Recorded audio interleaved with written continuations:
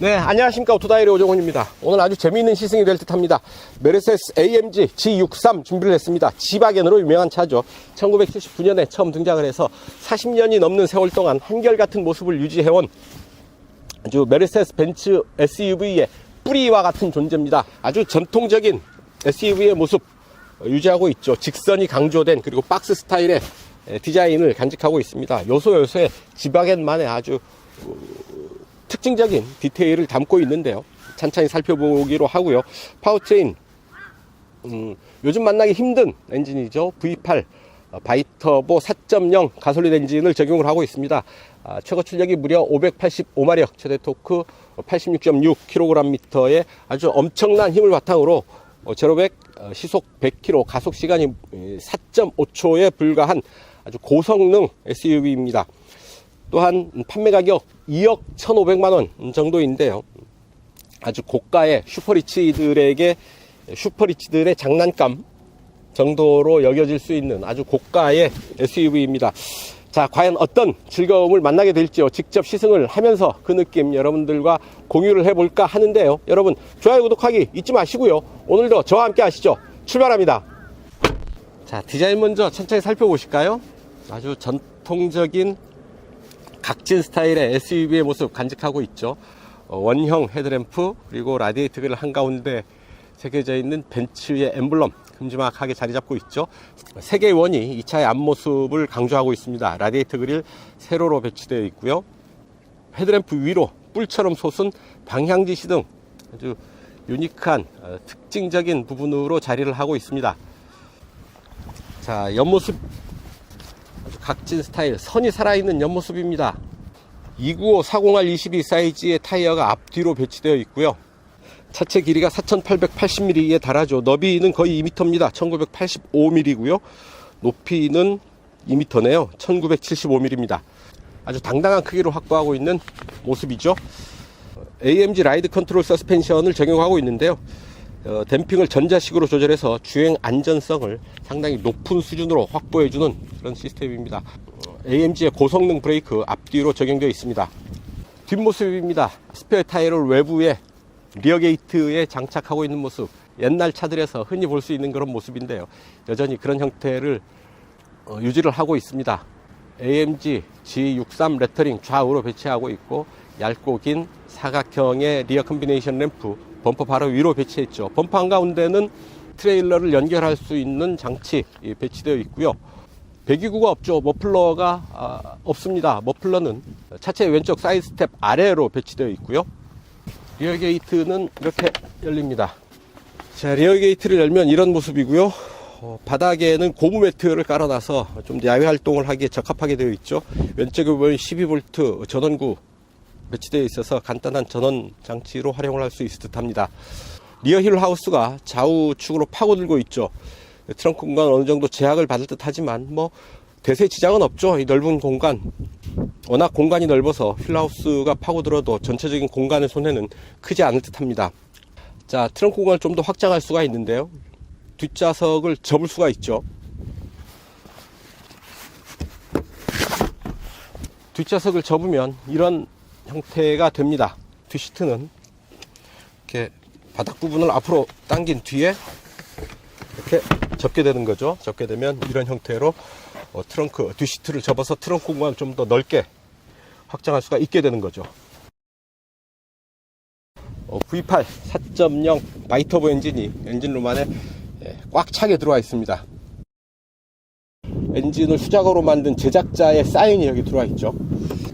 제작자의 사인은 차창 우측 하단에 보면 역시 제작자의 사인이 이렇게 들어와 있습니다. 수제작으로 만든 차다라는 걸 이런 부분에서 알 수가 있겠습니다. 네, 운전석입니다. 도어 소리가 상당히 독특하죠. 다른 차에서와 달리 상당히 특색이 있는 도어 여닫는 소리를 만날 수가 있습니다. 시동 한번 걸어볼까요? 자, 이 엔진 소리 딱 듣는 순간 미소가 딱 번지는데요. 이놈 참 대단하겠다 라는 생각이 시동을 딱 거는 순간 들게 됩니다. 자, 시트 포지션이 상당히 높죠. 차체가 높아서 그렇습니다. 실내에 들어오면 아주 열정적인 빨간 가죽 시트, 도어 트림과 시트에는 이런 스티치 넣어놓고 있죠. 이 시트 가운데 AMG 로고 들어와 있고요. AMG 로고는 또 스티어링 휠에도 들어와 있죠. 하나씩 살펴볼까요? 스티어링 휠 D컷이고요. 카본 파이버와 스위드 가죽으로 스티어링 휠을 구성을 하고 있는데, 스티어링 한가운데 이렇게 검정 가죽으로 표시를 해놨습니다. 이런 부분이 조향할 때 또 기준점이 되기도 하죠. 선 하나가 조향의 감각을 느끼는데 기준점이 되는 그런 부분이기도 합니다. 자, 한번 돌려보면 스티어링 휠 반발력이 그렇게 가볍게 돌아가는 스티어링 휠은 아닙니다. 어느 정도 반발력이 느껴지고요. 하나, 둘, 2.5회전 합니다. 왼쪽에는 시프트 다운, 오른쪽에는 시프트 업, 패들 시프트가 있고요. 그 아래 변속 레버, 칼럼 타입의 변속 레버가 들어와 있죠. 9단 변속기를 조율하는 변속 레버입니다. 12.3인치 모니터 2개로 계기판과 센터페시아 모니터를 구성을 하고 있죠. 터치는 되지 않습니다. 커맨더 시스템을 통해서 이 아래에 있는 이 부분 조그 셔틀 스위치로 조절하고 기능을 선택하고 그래야 된다 라는 얘기입니다. 자, 계기판 보시면 역시 12.3인치 모니터고요. 2개의 원으로 구성된 계기판의 형태는 이제 필요에 따라서 바꿀 수가 있죠. 오른쪽에 있는 내용들을 이렇게 바꿔서 볼 수가 있습니다. 그리고 가운데도 서비스 이런 부분들, 보조장치,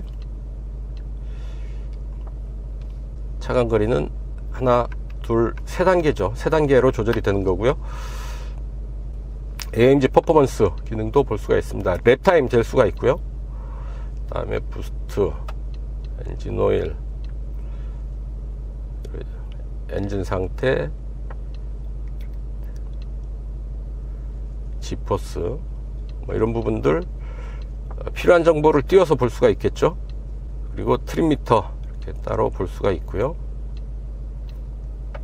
그리고 계기판 디자인도 스포츠, 클래식, 프로그레시브 이렇게 형태를 달리해서 볼 수가 있는 거죠.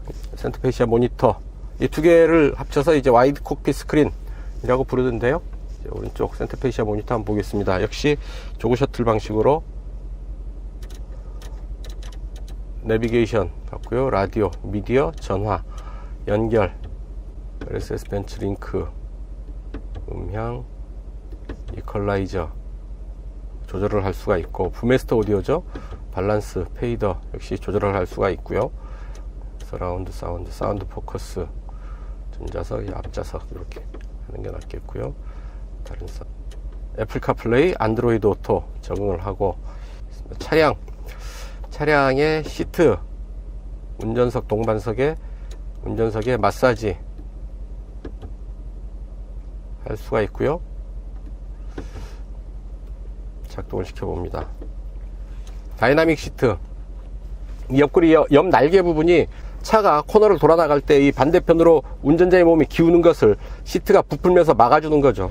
운전자의 중심을 딱 잡을 수 있게 해줍니다. 운전자가 중심을 잡아야 차도 훨씬 더 제대로 중심을 잡고 훨씬 더 안정적으로 움직일 수가 있는 거죠.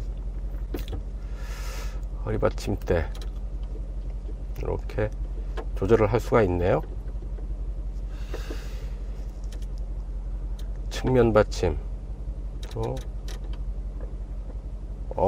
딱 하니까 아주 딱 맞는 수트를 입은 그런 느낌인데요. 이게 딱 몸을 조여주면서 시트와의 일체감이 점점 강해지고요. 뭐 10에 갖다 놨더니 막 그 쫄티 입은 그런 느낌입니다. 시트가 몸을 완전히 딱 조여주는데요. 그리고 0에 놓으면 약간 느슨하게 헐렁한 난닝구 입은 느낌. 뭐 실내 온도 조절, 싱크, 송풍 모드, 그리고 뒷좌석도 통풍량과 온도를 따로 조절을 할 수가 있고요.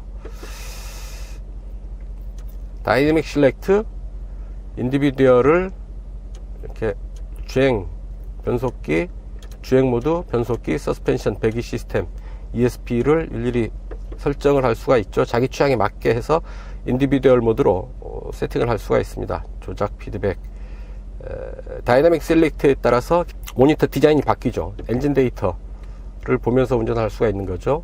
출력과 토크, 냉각수 온도, 오일 온도 이런 부분 보면서 운전을 할 수가 있습니다. 차량 데이터도 역시 마찬가지로 보면서 운전을 할 수가 있고요. 자, 조향각 우측으로 31도, 좌측으로 31도 이렇게 조향각을 볼 수가 있고, 다음에 사륜구동 상태도 구동장치, 엔진과 구동장치의 동력 전달 계통도 볼 수가 있고, 앞뒤의 기울기, 좌우의 기울기, 그리고 가속 페달 쭉 밟으면 올라오고, 제동 쭉 밟으면 제동력이 이제 나오고 이러는 겁니다. 다이내믹 데이터 이렇게 보면서 운전을 할 수가 있고요. 지포스, 구동력, 출력, 토크, 터보 부스트 이런 부분들 보면서 운전을 할 수가 있습니다. 보조장치, 주행 보조장치들 중요한 부분이죠. 교통 표지판 어시스트, 카메라 주차 어시스트, 액티브 브레이크 어시스트, 주의 어시스트, 차선 이탈 어시스트, 어댑티브. 이따가 다시 한번 보겠습니다. 사각시대 어시스트까지 들어와 있습니다. 라이트 설정, 앰비언트 라이트, 이렇게 웰컴 라이트, 실내 온도에 따라서도 바꿀 수가 있네요. 컬러 믹스를 통해서 이런 선택들을 할 수가 있습니다. 아주 많은 컬러들을 선택을 할 수가 있는 거죠. 지능형 라이트, 하향 전조등, 주변등, 외부 조명, 소등 지연, 이런 라이트들을 설정을 할 수가 있고, 차량 설정, 스노우 타이어, 견인 방지 장치, 실내 모션 센서, 벨트 조정, 음향 잠김, 자동 미러 잡힘, 자동 잠금, 이지 액세스까지 설정을 할 수가 있습니다. 이런 기능들, 이렇게 아주 많고 다양한 기능들을 이 안에서 선택을 해서 확인하고 이용을 하면 되겠죠. 디퍼런셜 락 장치가 모두 3개가 있습니다. 보면 앞부분에 좌우 바퀴를 연결하는 앞부분에 하나, 뒷부분에 하나, 그리고 가운데 앞뒤 차축을 연결하는 가운데 하나, 이렇게 모두 3개의 디퍼런셜 락 장치가 있는데요.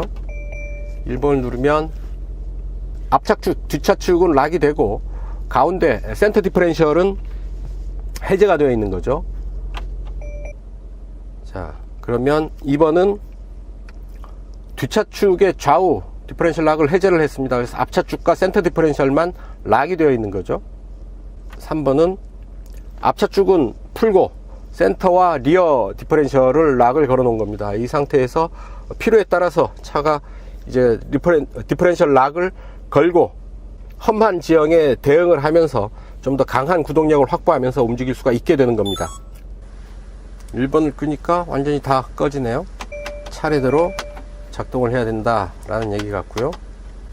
자, 그 아래 공조 스위치들, 그리고 IWC 시계가 딱 들어와 있죠. 센터 페시아에 있는 아날로그 시계, 고급스러움의 상징과도 같은 그런 부분이죠. 커버 열면 키를 수납할 수 있는 홀더, 시거잭 들어와 있고요. 2개의 컵홀더가 들어와 있는데, 이 컵홀더는 꺼내서 치워버릴 수가 있습니다. 필요 없으면 빼도 된다 라는 얘기죠. 커맨드 시스템, 메르세데스 벤츠의 커맨드 시스템 조절 레버들 들어와 있습니다. 왼쪽에 다이내믹 셀렉터 조절 레버 들어와 있고요. 주행 모드는 이렇게 봤듯이 미끄러운 인디비듀얼, 컴포트, 스포츠, 스포츠 플러스의 디퍼런셜 럭을 작동을 시켜서 샌드, 트레일 락, 온오프 로드에서의 다양한 주행 모드 선택을 할 수가 있고요. 볼륨, 그리고 홈 버튼, 조그 셔틀로 조작을 하고 수동 변속 모두를 쓸 수가 있고요. 서스펜션의 강도를 또 조절을 할 수가 있습니다. ESC 오프 할 수가 있고요.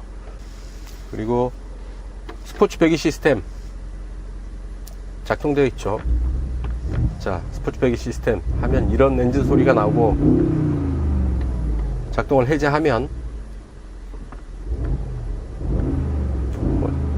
공회전 상태에서는 비슷비슷한가요? 어쨌든 좀 더 다이나믹한 파워풀한 소리를 들을 수 있는 스포츠 배기 시스템 들어와 있습니다. 그 아래 로우 레인지 버튼이 있죠. 로우 레인지는 4L입니다.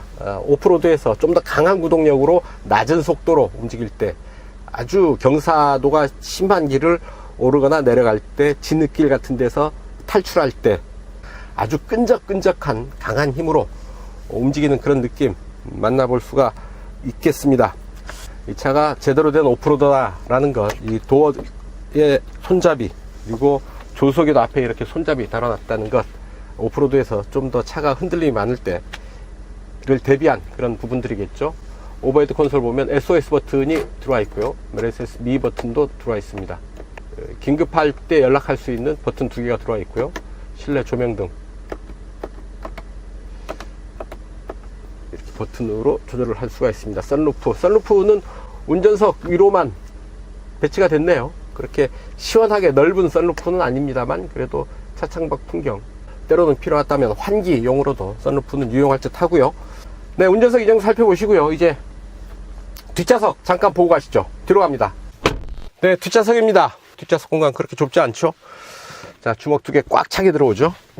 뒷시트는 이렇게 제일 뒤로 누이면 이 정도가 되고요. 앞으로 당기면 이 정도 바짝 앉게 되는 이런 자세가 됩니다. 적당히 등받이를 조절해서 앉으면 되지 않을까 싶습니다. 차창이 상당히 아래로 밑으로 내려와 있습니다. 차체가 높지만 옆창을 아주 크게 배치를 해서 마치 지하철 차창과 같다 그러면 좀 뻥이 센가? 어쨌든 상당히 넓은 차창을 확보하고 있습니다.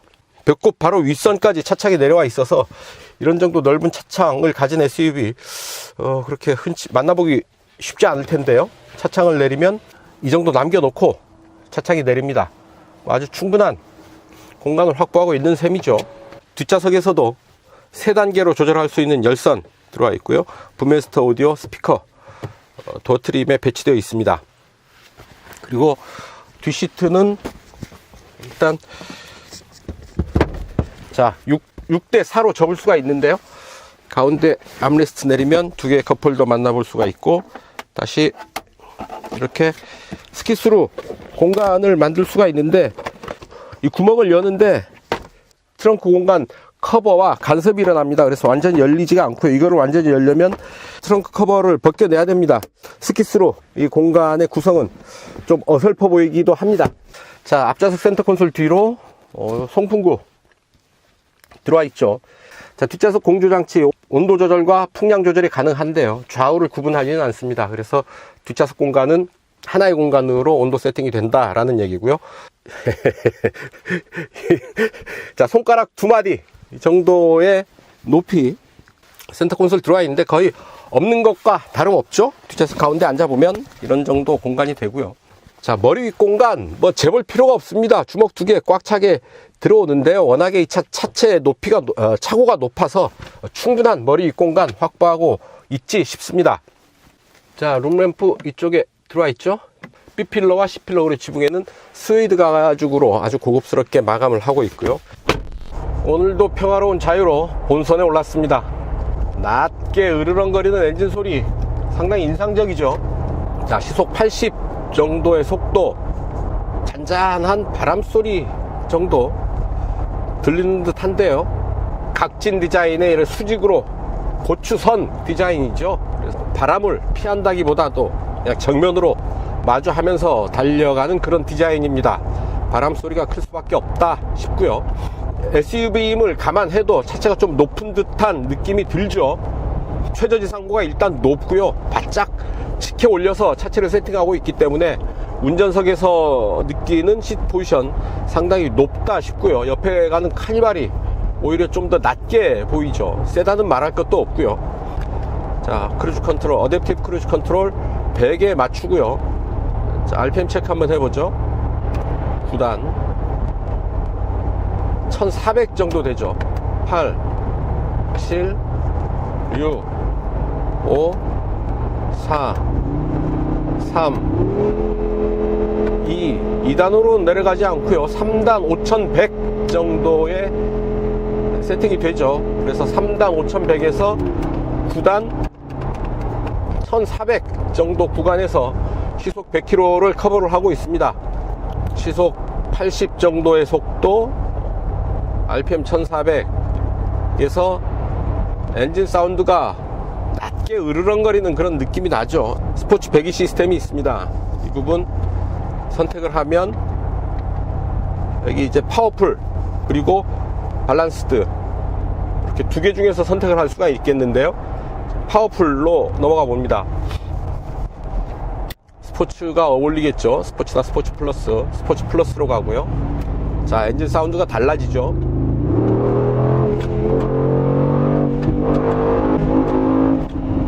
자, 이런 느낌이 나고요. 좀 거친 길이죠. 이런 정도 반응이 있고요.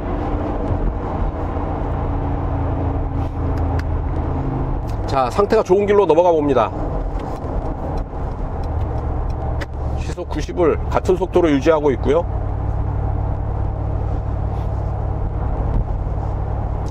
훨씬 차이가 느껴지죠. 같은 속도지만 도로 상태에 따라서 MVH 수준이 확 달라지는 것 확인할 수가 있습니다. 차선 이탈 방지 어시스트는 차로를 넘어갈 때 넘어가지 않도록 딱 안으로 밀어 넣어주는 느낌입니다. 중앙을 딱 유지하는 게 아니라 차선을 밟고 넘어갈 때 안으로 이렇게 집어 넣어주는 거죠.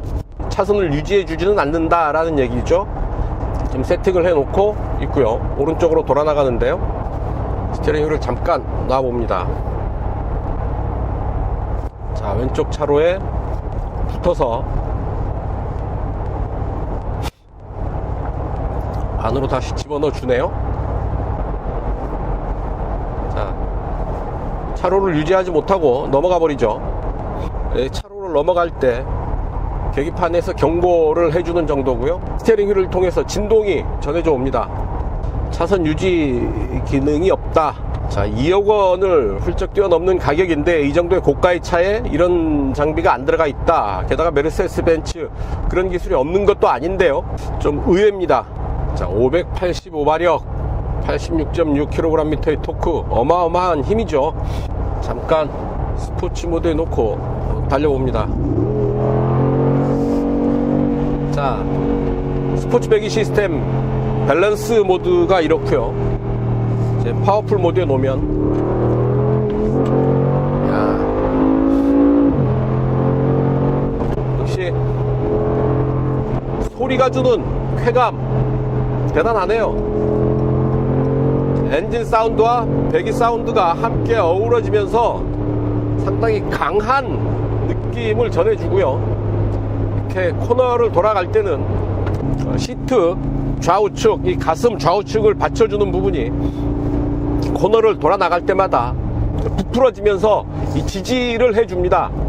운전자가 중심을 딱 잡을 수 있도록 시트가 보조를 해주는 거죠. 자, 킥다운 버튼이 있고요. 패들 시프트를 통해서 수동 변속이 가능합니다. 최저 지상고가 높고 높이도 있죠. 그래서 무게중심이 그렇게 낮다고 할 수 없는 무게중심이 높은 상태임에도 불구하고 고속주행 상태에서 상당히 안정감 있는 그런 자세를 보여주고 있습니다. 노면에서 올라오는 충격도 상당히 잘 제어를 해주고 있고요. 흔들리지 않는 안정감을 고속주행에서 보여주고 있는데요. 고성능 차에서 맛볼 수 있는 그런 부분들 이 차에서도 그대로 혹은 그 이상으로 맛볼 수가 있습니다. 상당히 의외라는 게 어떤 그 차체의 자세, 차체의 체격 구조상으로 볼 때 고속주행에 좀 안 어울리는 그런 차체를 가지고 있죠. 일단 높고 각진 스타일의 공기저항을 많이 받을 수밖에 없는 스타일임에도 불구하고 상당히 안정감 있는 고속주행 성능을 보이고 있다라는 것, 그만큼 하체, 서스펜션 이런 부분들이 차체를 잘 제어하고 있다라는 느낌이 아주 강하게 듭니다. 아주 마음에 드는 고속주행 성능입니다. 자, 낮게 으르렁거리는 이 엔진 반응도 상당히 인상적이죠. 굳이 내지르면서 빨리 달리지 않아도 이렇게 중저속 구간에서 일상주행 영역에서도 이렇게 으르렁거리는 느낌을 주는 엔진 사운드를 통해서 운전하는 즐거움, 또 느낄 수 있지 않을까 싶습니다. 고속주행, 빨리 달리는 데에서만 어떤 그 운전하는 즐거움을 찾을 필요는 없죠. 이렇게 중저속 구간에서도 재미있게 운전할 수 있는 요소들을 만나볼 수가 있습니다. 자, 그 다음에 스포츠 플러스. 오우, 가속 페달을 툭툭 칠 때마다 시트가 몸을 쿡쿡 밀어주죠. 대단한 가속감입니다. 대단한 힘을 이렇게 시트를 통해서 몸이 직접 느낄 수가 있습니다. 컴포트 모드고요. 약간 느슨해지면서 좀 더 편안해지는 그런 느낌 만나게 됩니다. 자, 노면에서 올라오는 자잘한 소리들은 지속적으로 실내로 파고드네요. 실내는 그렇게 아주 조용한 수준은 아니라는 것 말씀을 드립니다.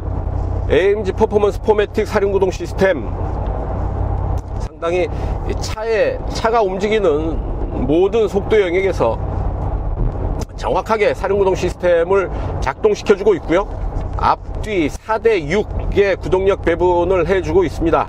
자, 스포츠와 스포츠 플러스 모드에서는 더블 클러칭 기능을 사용을 합니다.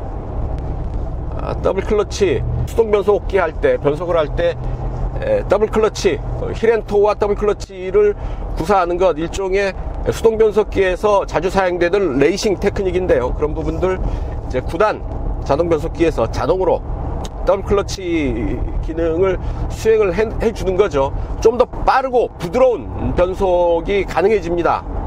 시속 100에서 제동을 해보겠습니다. 앞뒤로 차가 완전히 없고요. 자, 직선로에서 제동합니다. 하나, 둘, 셋. 오, 상당히 여유롭게 이 급제동을 받아주는데요. 아주 강한 제동의 반응, 그리고 여유 있는 차체의 느낌이 아주 절묘하게 조화가 되는데요. 브레이크는 강한데 차체는 아주 여유롭습니다. 브레이크가 밟히는 느낌이 그렇게 강하지 않아요. 생각보다는 부드럽게 페달이 밟히는 느낌입니다. 안전띠가 몸을 조여주는 그런 반응은 없네요. 쭉 속도를 끌어올리고요. 제동, 턴. 자, 차체가 아주 높아서 기울어지는 느낌이 있는데, 오, 이렇게 굽어지는 곳에서도 가속이 가능할 만큼 여유 있게 코너를 돌아 나왔습니다. 차 체격으로 볼 때 좀 무리다 싶을 속도로 코너링을 했는데요. 무리는 무슨, 아주 여유 있고 안정감 있게 코너를 소화해냅니다. 역시 사륜구동 시스템의 효과로 봐야 되겠죠. 사륜구동 시스템, 4바퀴가 구동하면서 한계 속도가 좀 더 높아지죠. 그래서 2바퀴 굴림 차의 한계 속도가 뭐 6, 70km다 싶으면 같은 조건에서 사륜구동이면 7, 80 혹은 8, 90까지도 충분히 돌아 나갈 만한 그런 성능을 보여준다 라는 얘기죠.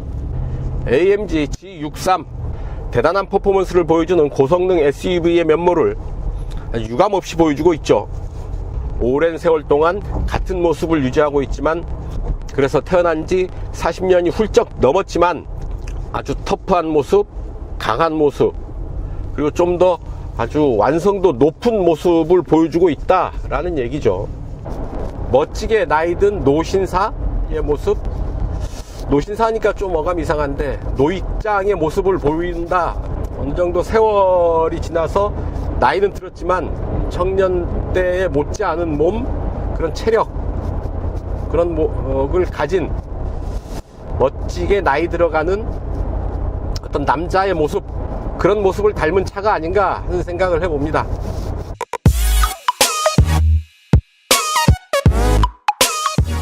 네, 제로백 테스트 하겠습니다. 자, 이 차 585마력에 86.6kgm의 토크를 갖춘 아주 고성능 SUV죠. 메이커는 4.5초 만에 시속 100km를 주파한다고 얘기하고 있는데요. GPS 계측기 설치를 했고요. 스포츠 플러스로 가고요. 다음에 ESC는 오프를 하고, 자, 갑니다. 하나, 둘, 셋. 아주 어마어마한 힘을 보여주고 있습니다. 힘도 힘이지만 그 힘을 아주 세밀하게 잘 조율하고 있습니다. 그 강한 힘이 ESP를 끄고 출발을 하는데도 헛바퀴가 돌지 않습니다. 순간적으로 그렇게 강한 힘이 걸릴 때 휠스핀이 일어날 법도 한데요, 전혀 1도 밀리지 않고 출발을 하고 있습니다. 하나, 둘, 셋.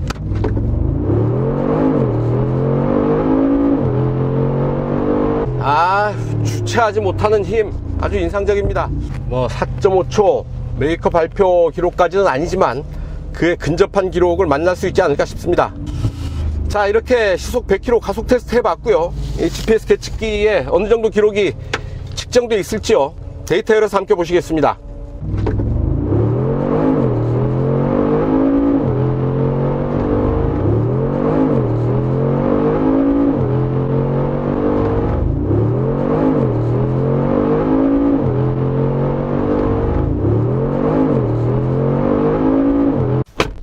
네, 파주 인근의 야트막한 야산에 와 있습니다.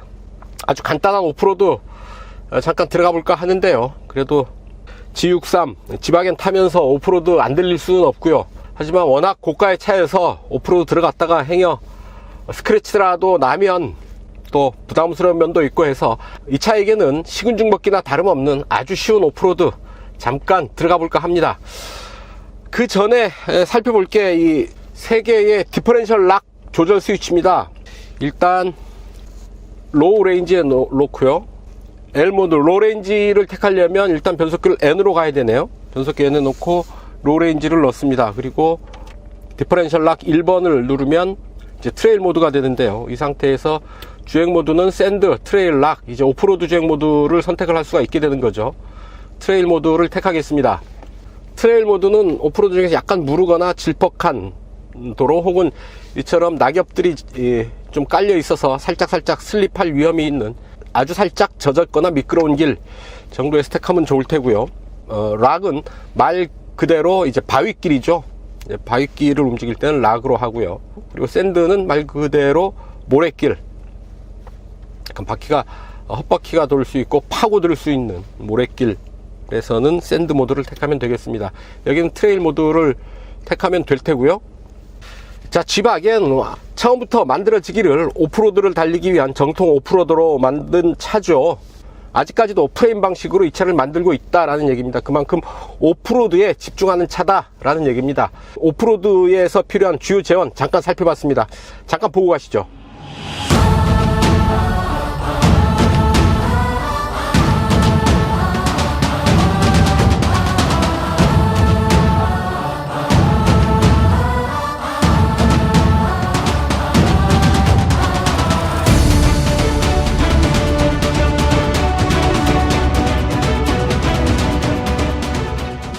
디퍼런셜 락을 다 작동을 시키겠습니다. 그럼 천천히 밀고 가는 그런 힘을 느낄 수가 있죠. 디퍼런셜 락, 그리고 좌우 경사도, 이런 부분들 다 보면서 갈 수가 있죠. 약간 오른쪽으로 해서 차를 좀 경사면으로 올려보죠. 좌우 경사도가 큰 길을 크게 차를 한번 올려봤고요. 이제 앞, 뒤, 그리고 가운데 3개의 디퍼런셜 락 장치가 있어서 4바퀴 중에 바퀴 하나만 구동력을 확보하고 있으면 문제없이 움직일 수가 있게 되는 겁니다. 이렇게 살짝 올려서 갈 수가 있는 거고요. 자, 이렇게 기울어서도 충분히 가고 있죠. 좌우 17도까지 경사도가 기운 걸 알 수가 있겠습니다. 자, 로우 모드이기 때문에 속도가 거의 나지 않죠. 그냥 지그시 천천히 노면을 느끼면서 읽으면서 움직이면 되겠습니다. 뒤뚱뒤뚱 거리면서, 하지만 4바퀴가 지면을 정확하게 딛고 구동력을 확보하면서 움직이고 있습니다. 이 힘든 지형에 차가 지지 않겠다라는 걸 알 수가 있겠고요. 최저 지상고가 충분하게 확보되어 있죠. 게다가 아주 강한 구동력을 확보하고 있어서 무늬만 SUV인 차들과는 확연히 다르죠. 오프로드의 절대 강자라고 해도 좋지 않을까 싶습니다. 야산이긴 하지만 제법 깊게 들어가는 느낌이 나네요. 차체를 긁는, 나뭇가지가 차체를 긁는 소리, 심장이 긁히는 소리와 같죠. 자, 그래서 오프로드에서는 특히 이제 배가 닿지 않도록 충분히 최저지상고를 확보할 필요가 있고요. 그래서 차 자체가 높기 때문에 바닥이 닿을 염려는 크지 않을 것 같습니다. 그리고 최대 70cm 깊이의 도하 능력을 갖췄습니다. 70cm까지는 물길을 건널 수 있다는 거고요. 이전보다 약 10cm 더 높아졌다, 더 깊어졌다 라는 얘기죠. 자, 한번 올라가 봅니다. 거침없이 자 올라가는데요. 이 정도. 네, 오프로드에서 아주 다양한 길들, 다양한 형태의 도로들을 만나게 될 텐데요. 역시 경험이 많이 필요합니다. 오프로드 주행을 잘하고 싶으신 분들은 별도로 자주 오프로드를 접해 보는 게 중요할 테고요. 하지만 주위에 또 마땅히 또 움직일 만한 오프로드가 수도권에서는 그렇게 흔하지가 않죠. 또 요즘 지방에 가도 어지간한 길들 다 포장이 되어 있어서 오프로드를 만날 일은 그렇게 많지는 않습니다만, 좀 더 깊숙하게 들어가서 나만의 오토캠핑을 즐긴다든지 할 때에는 이런 정통 SUV가 이런 강한 오프로드 주행 성능을 바탕으로 좀 더 멀리 깊숙한 곳으로 대자연의 품 안으로 가까이 다가설 수 있기 때문에 그런 맛에 이런 그 SUV를 타는 경우들이 많죠. 거듭 말씀드리지만 무늬만 SUV인 차들과는 근본적으로 태생이 다른 차입니다.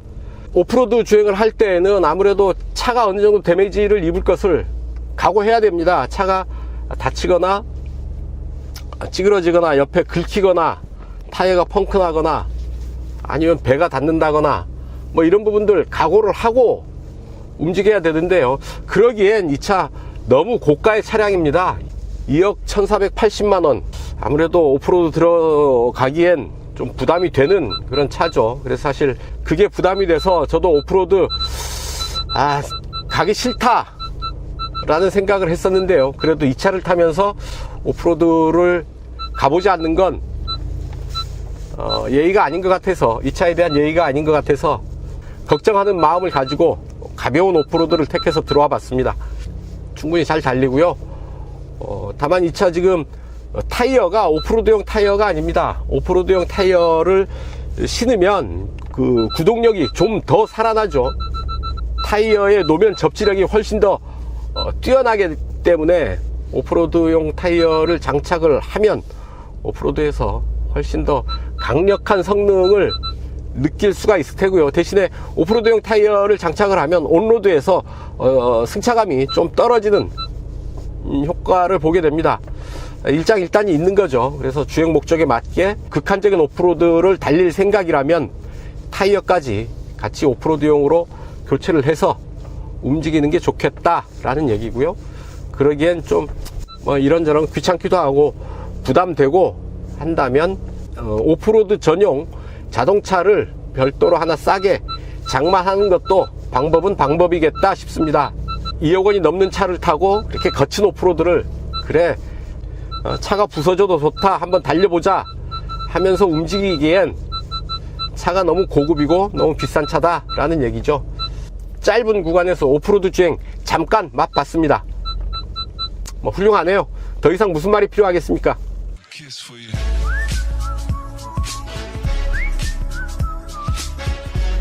네, 연비 테스트 하겠습니다. 이곳 파주 헤이리마을 출발해서 지하철 2호선 교도역까지 달려가면서 이 차의 실주행 연비 체크해 보도록 하죠. 이 차의 공인복합 연비는 리터당 5.9km입니다. 아무래도 엔진 배기량도 있고 덩치도 있고 무게도 있고 하다 보니 연비는 그렇게 좋다고 할 수 없는 수준이죠. 자, 리셋 후 다시 리셋을 했고요. 주행 모드는 컴포트로 갑니다. 에코 모드가 없으니까 컴포트로 가는 게 맞겠죠. 자, 신호대기로 차를 정지시키니까 자, 엔진 오토 스탑이 일어나죠. 엔진이 스톱 됩니다. 스티어링 휠 돌려도 시동 걸리지 않고요. 제 시동 아주 부드럽습니다. AMG G63을 두고 연비가 얼마인지 체크해 보겠다 라고 하는 게 사실 좀 말이 안 되는 얘기긴 하죠. 공인복합 연비보다는 더 나올 걸로 보고요. 어느 정도나 더 좋은 연비를 만날 수 있을지 기대를 가지고 움직여 봅니다. 엔진 비활성화 시스템이 작동할 때는 이렇게 표시가 되면서 지금 4기통만 4개 실린더만 작동 중이다 라는 걸 표시해 주죠. 엔진 오토 스탑 시스템과 더불어서 연비에 좀 더 도움이 되는 그런 시스템이겠습니다. 자, 이곳 행주대교 북단까지 막힘없이 잘 달려왔고요. 이곳까지의 연비 리터당 8.6 기록했습니다. 29km 달려왔군요. 26분 동안 29km, 평균 시속 65km를 기록을 했습니다. 네, 올림픽대로 따라서 여기 상류교차로까지 달려왔습니다. 가양대교 근처에서 잠깐 막혔고 여기서 이제 다시 교통체증이 시작됩니다. 자, 여기까지 연비 리터당 8.8 최고 찍었네요. 교통체증을 만나면 이렇게 덩치 큰 차는 대책이 없죠.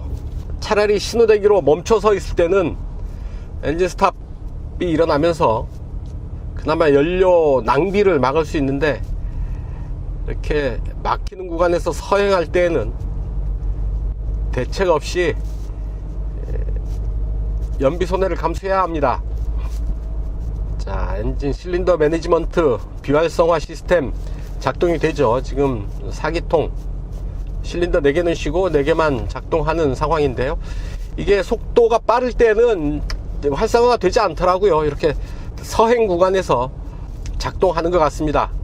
네, 올림픽대로 따라서 달려왔고요. 이제 동작대교 남단 이수교차로 진출로로 빠져나갑니다. 이수교차로 진출로에서의 연비 리터당 8.5km로 체크를 하고요. 이곳까지 정확하게 50km를 달려온 거죠. 1시간 걸렸습니다. 58분 걸렸고요. 평균 주행속도 시속 52km 기록을 했습니다. 네, 여기서 이제 이수교차로 빠져나가서요, 약 5km 정도 도심주행 구간이 남아 있습니다.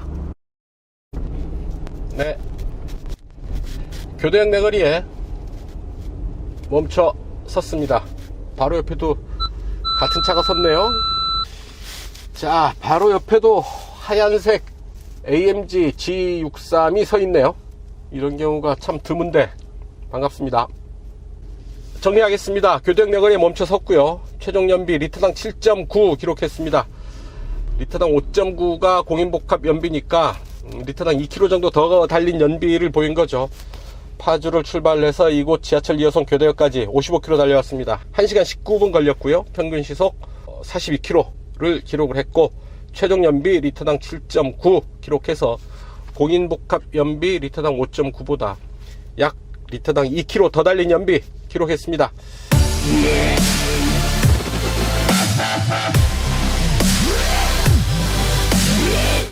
단도직입입니다. 출발할 때 깜짝 놀랐습니다. 도어락이 되는 소리, 차가 움직이면 이제 문이 잠기죠. 문이 잠기는 소리가 아주 벼락치는 소리 같습니다. 깜짝 놀라게 되는데요, 이런 소리입니다. 이렇게 큰 소리가 나는데요, 뭐 조용하던 실내에 갑자기 벼락치는 듯한 소리여서 깜짝 놀라게 됩니다. 자, 이 소리 조금 줄이는 게 맞지 않을까 싶어요. 어휴, 너무 크죠? 좀 줄이는 게 맞지 싶습니다.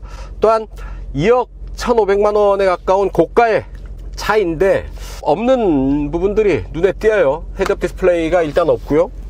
그리고 스마트폰을 어디 마땅히 둬둘 곳이 없습니다.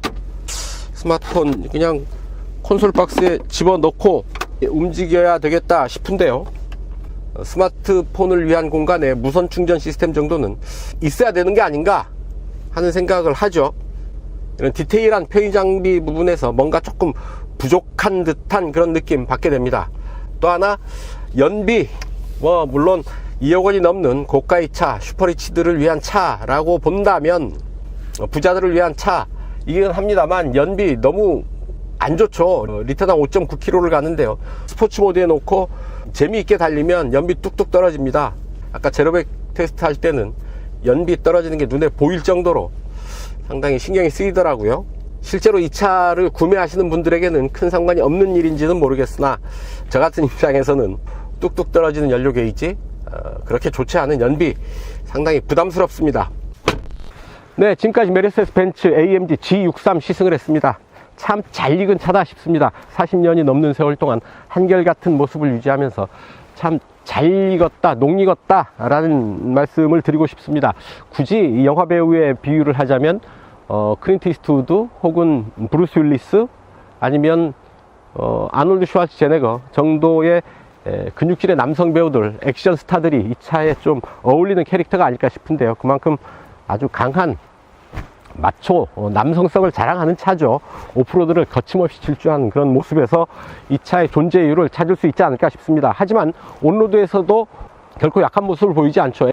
V8 4.0 바이터보 엔진에서 터져나오는 585마력의 힘, 슈퍼카 뺨칠 정도의 그런 힘을 바탕으로 아주 고성능의 면모를 유감없이 발휘해 줍니다. 그런 힘을 바탕으로 오프로드에서도 물론 거침없는 질주를 통해서 이 차의 존재감을 뿜뿜 뿜어내고 있고요. 뭐라 그럴까요? 오랜 시간 동안, 오랜 세월 동안 변치 않는 유럽을 대표하는 메르세데스 벤츠를 대표하는 SUV로서의 존재감이 여전히 살아있다 싶습니다. 오늘 시승 저는 참 재미있었는데요. 여러분들 재미있었는지 모르겠습니다. 자, 오늘 시승은 여기까지입니다. 지금까지 저는 오토다이어리 오정훈이었고요. 좋아요, 구독하기 누르시면 저는 물러가겠습니다. 시청해주셔서 감사합니다.